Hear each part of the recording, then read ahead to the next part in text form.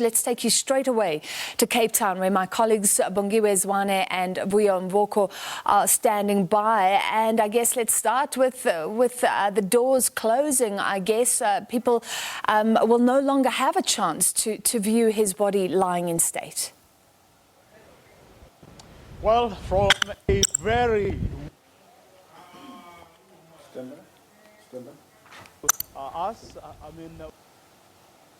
front of the St. George's Cathedral, where the Archer's body lies in state. My name is Vuyo Mvoko. And good afternoon to you. My name is Bongiwe, Zwane, and as Vuyo says, the body of the arch is inside. Members of the public, unfortunately, can no longer be able to view the body. And one of the things, Vuyo, that is, quite important to note is his appreciation for solitude. And tonight we understand the body is going to be alone in the church, and that speaks to the deep spiritual man that we now know as Archbishop Desmond Tutu. Indeed, and he wanted that affirmed. The reason, for example, his funeral service is not going to take place at a stadium where as many South Africans as possible would have been accommodated was because, as we have just been told by the people he organized his own funeral service with, is that he wanted to affirm his faith, that first and foremost he was a man of faith, and that is why the funeral service has to take place at this cathedral behind us and not anywhere else. And Vuyo, very critical to note, I mean, this is the cathedral that is also very close to his heart. We know that St. Mary's as well in Johannesburg is close to his heart, but you think of the political statements that were made inside here, a church that became the cathedral of the people. People of all races could be able to come inside here and find solace while battling the difficulties of the apartheid regime. So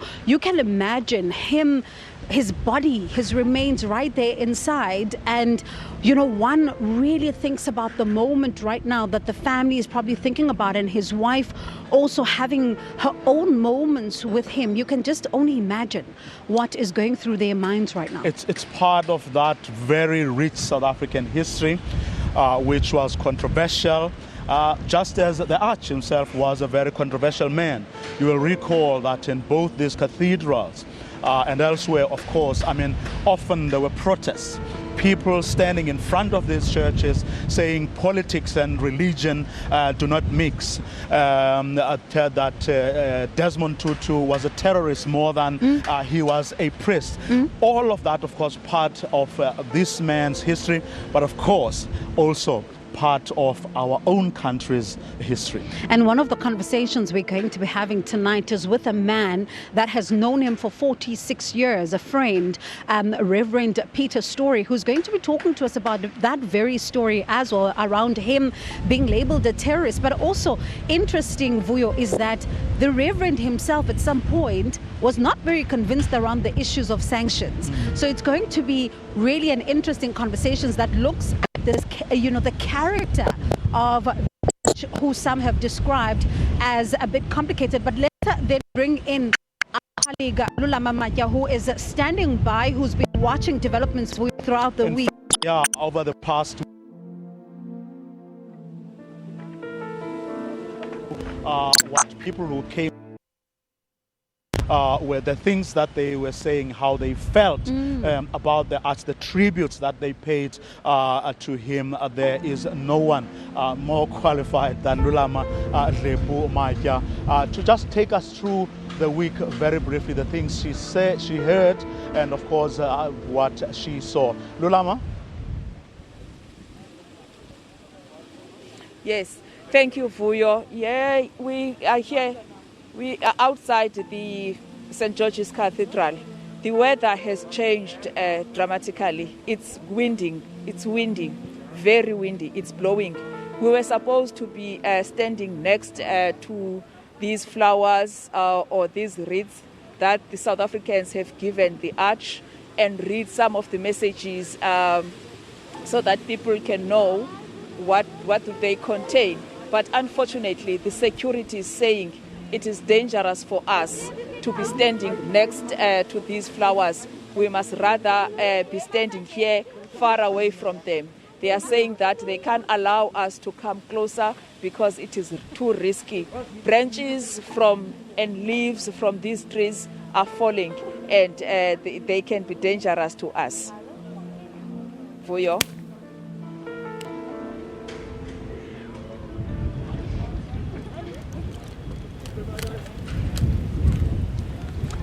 And Vuyo, one of the things that is important is really that message of that book with messages of condolences. And as South Africans also were speaking to the reporters as well, you also get a sense, even from a lot of people here in Cape Town, that they believe that he stood for all of them. He represented each and every single individual. It didn't even matter the class or race. And it's coming through quite prominently, even this week as well, as South Africa and the world really pause to think back. Indeed, I was listening earlier to the President's New Year message, saying tomorrow the nation will gather in spirit, to bury one of our own, an icon of our struggle, a man who was really a torchbearer in so many respects, whether it was, the struggle itself in its purest form, as some people would have wanted it to be, but also in religion, but also, the makeup of this nation, the things that united us, but also the things, that tore us apart. He was there all the time, and that's what we'll be doing tomorrow. Paying. I tell you, your balance is better than mine because this wind is really just working on us. And Vuyo, there's been a lot of talk around whether or not the arch was political, but a lot of people say no.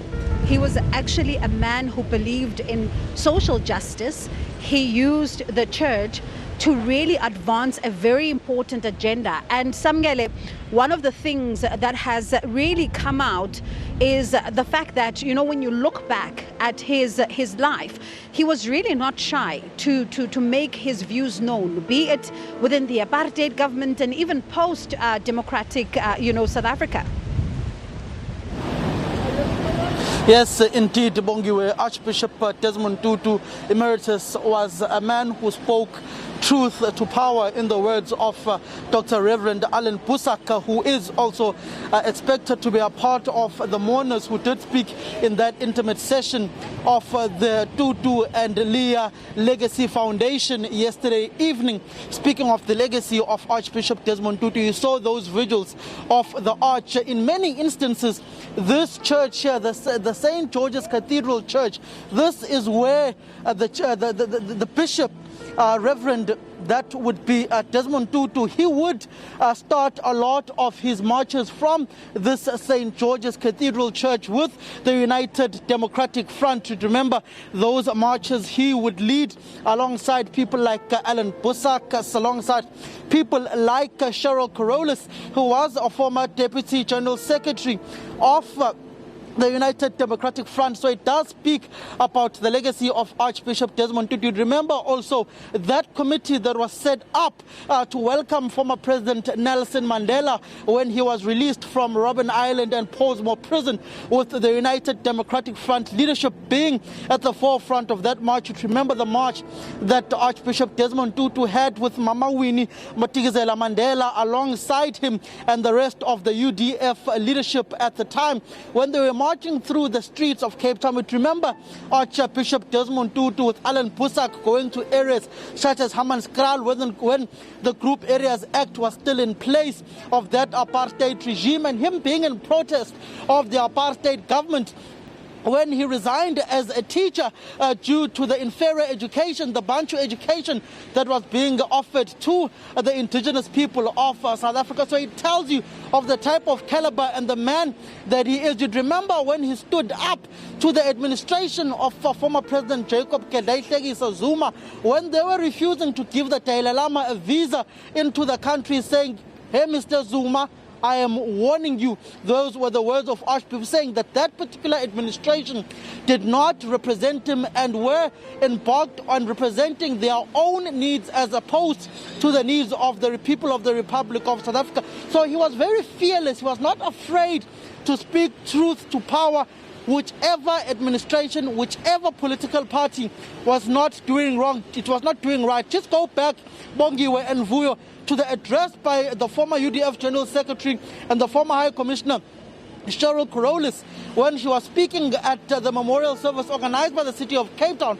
She said that, and was speaking in line of the vision of Bishop Tutu, in saying that you must speak truth to power, you must not be afraid, speaking about the recently constituted coalition governments. And tomorrow the president of the country, Cyril Ramaphosa, whom had also taken on the administration in that interim government after the recall of former President Jacob Zuma, President Ramaphosa, alongside the former premier of this particular province, Ibrahim Rasool, did go and see Tata Tutu at his home to speak about the trajectory of the country. He died as a man who was worried about the trajectory of this country, and it tells you that how things have gone completely wrong in this country, whom was supposedly meant to be a rainbow nation, particularly looking at the Truth and Reconciliation Commission and look at the myriad of views, the differing views, the polarized political views of contemporary politics of South Africa, particularly the younger generation, viewing Archbishop Desmond Tutu as a person who compromised too much, as a person whom they deem as a sellout, particularly using only in reference the Truth and Reconciliation Commission, in which those videos of Mama Winnie Madikizela-Mandela, in which Archbishop Desmond Tutu was begging Mama Winnie Madikizela-Mandela to apologize for the Winnie Mandela Football Club, which did a lot of wrong things in the name of Mama Winnie Madikizela-Mandela. Archbishop Tutu calling Winnie Madikizela-Mandela to apologize for whatever that soccer team may have done wrong during the struggle days leading up to the release of Tata Nelson Mandela, particularly within that era of the 80s, where Mama Winnie Madikizela-Mandela was undoubtedly, in the eyes of many people, the one woman and the sole woman who was at the forefront at the time of speaking against the atrocities of the apartheid government.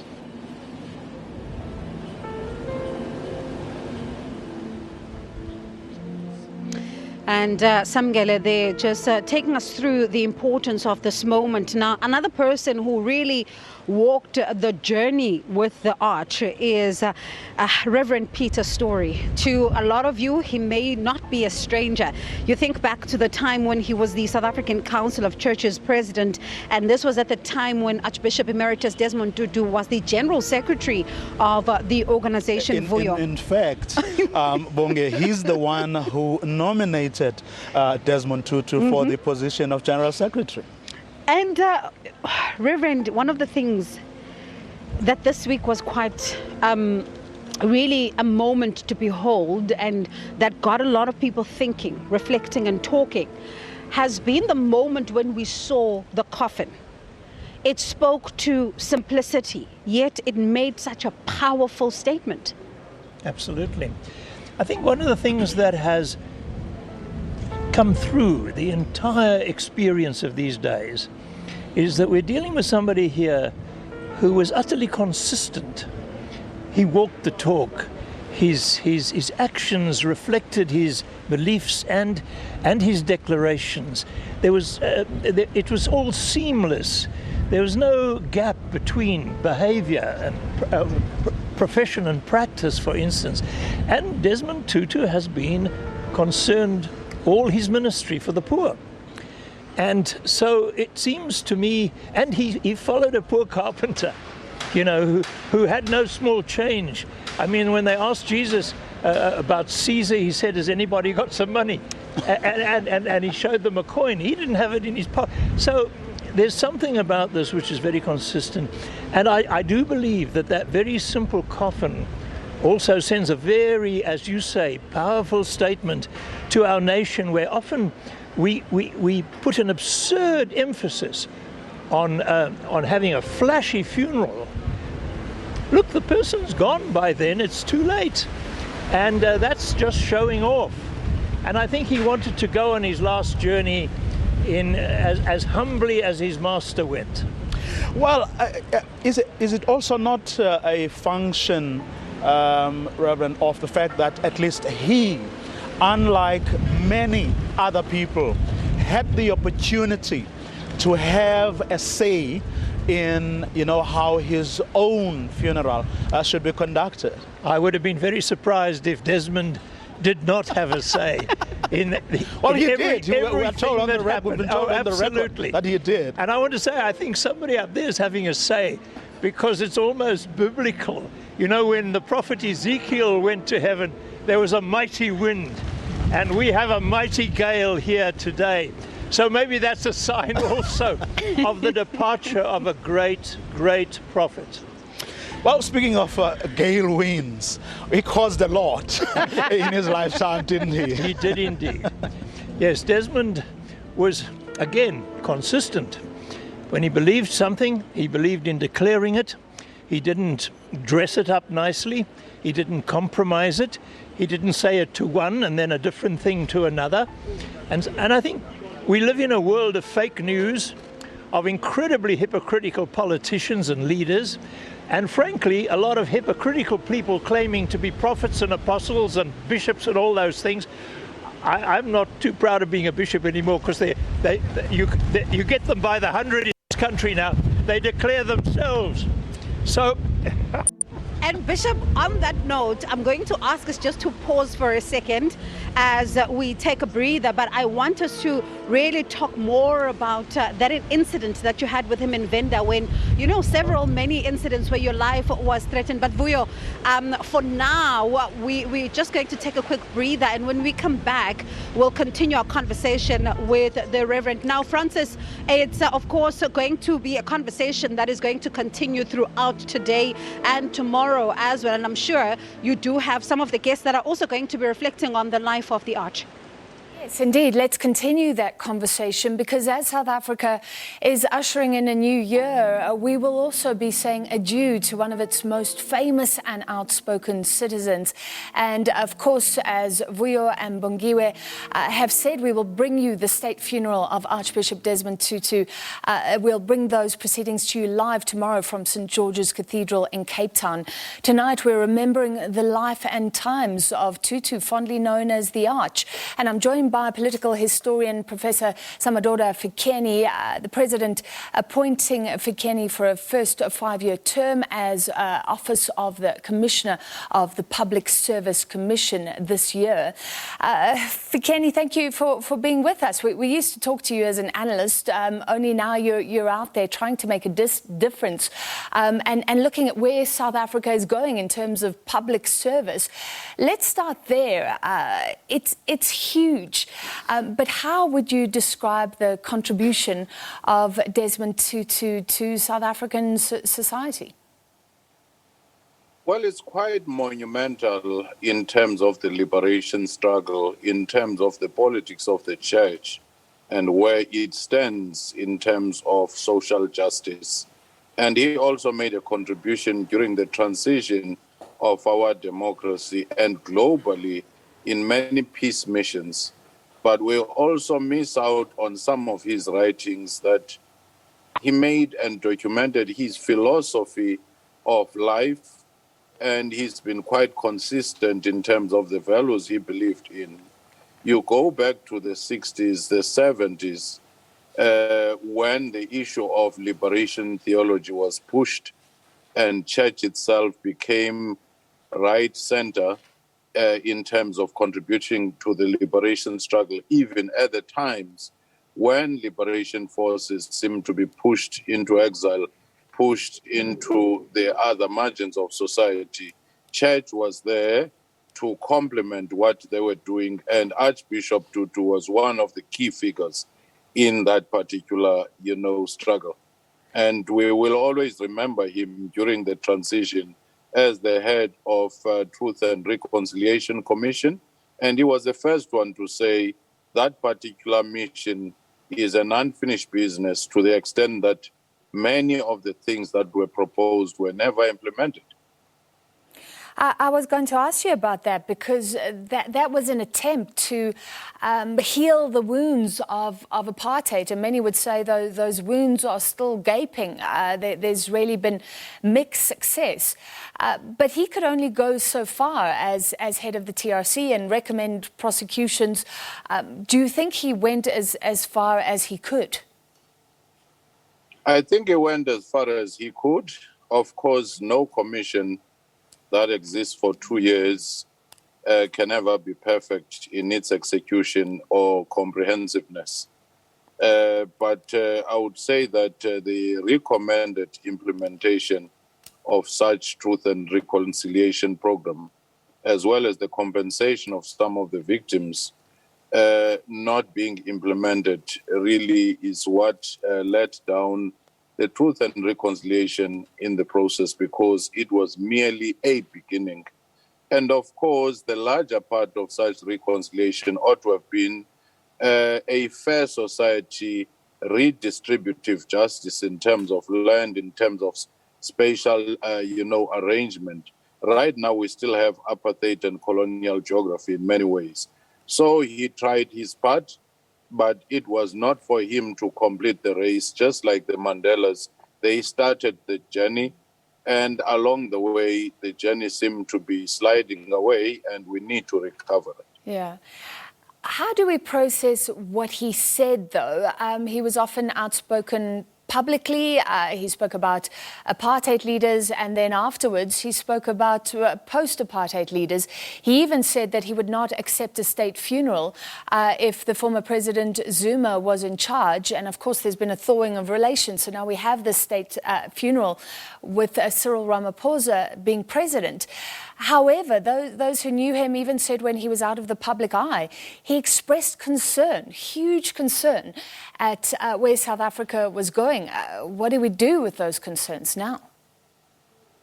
Well, it is just common cause that the journey that started very well in terms of transition seemed to have taken a serious detour. That's why we have myriads of problems, an unequal society, the worst unequal society in the world. We now have even the gains of such attempted reconciliation drifting away.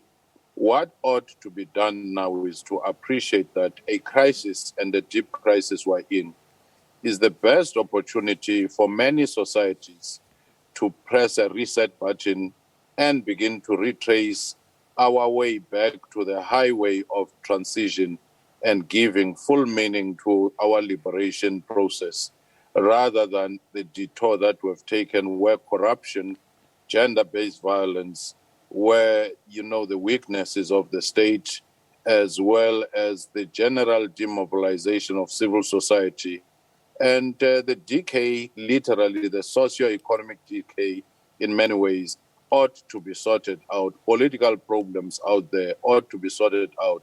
And that, to me, is the best way of honoring these legends, which are globally recognized, rather than the speeches that will be given, or rather than the tributes that we often give.